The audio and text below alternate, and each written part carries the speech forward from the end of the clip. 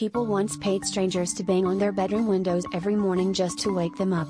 Before alarm clocks existed, an entire profession called knocker-uppers roamed the streets of industrial England, armed with long sticks or pea shooters. These human alarm clocks would tap on glass or shoot dried peas at upper-story windows, making sure workers got up in time for their shifts. Some knocker-uppers even carried fishing rods to reach higher windows, customizing their tools for their morning rounds. But here's the wild part, there was no guarantee the knocker-upper would actually wake you up. If you were a heavy sleeper, you might need to hire someone extra persistent, or risk losing your job for oversleeping.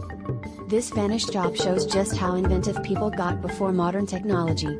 Imagine trusting your livelihood to a stranger with a stick instead of the shrill buzz of an alarm.